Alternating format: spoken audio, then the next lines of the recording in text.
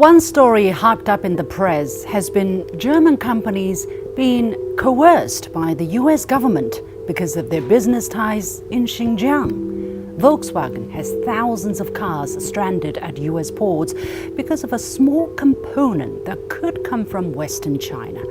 The chemical giant BASF is facing similar pressure. Both companies might have to leave the region. Who are the bad guys here? The Chinese authorities, who brought stability and growth back to the region? The multinationals, who are simply trying to do business? Or the US government, who enacted a law based on lies and is now invoking it to strong-arm foreign companies in their investment decisions?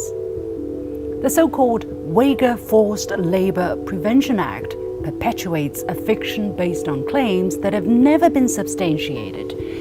Volkswagen has debunked such baseless accusations when an independent audit found no sign of forced labor at its Xinjiang site. Even some Western mainstream media outlets reported this.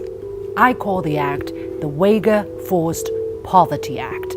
It ostensibly protects them, but in practice harms them by depriving them of their right to work. Just think of the workers who will be out of a job when the multinationals leave. The law also bans all goods coming from Xinjiang unless importers can prove that there is no forced labor involved. This is to collectively punish the Xinjiang people based on hearsay and to economically disenfranchise the Uyghurs, the Muslim group that the US suddenly cares so much about. You don't hear the love when Palestinians are being killed outright.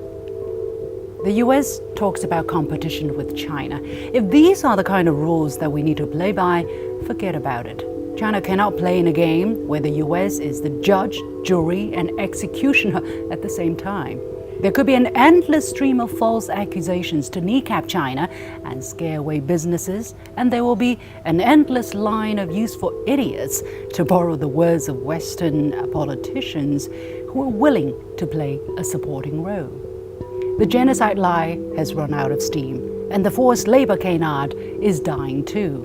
1.5 years after the US ban took effect, Xinjiang's cross-border trade is booming. Last year, its exports to Central Asia, for instance, rose by 23%, and its overall cross-border trade is set to grow further.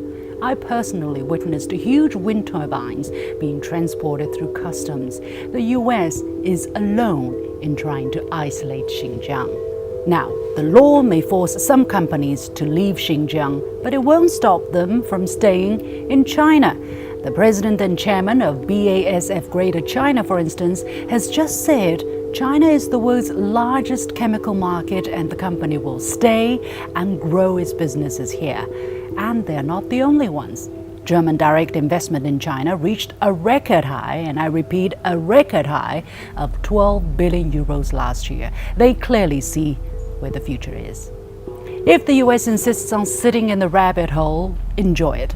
No amount of laws or spin, however, will fool others in joining them. Meanwhile, the people in Xinjiang, including the Uyghurs, will continue to enjoy their right to work for a better life.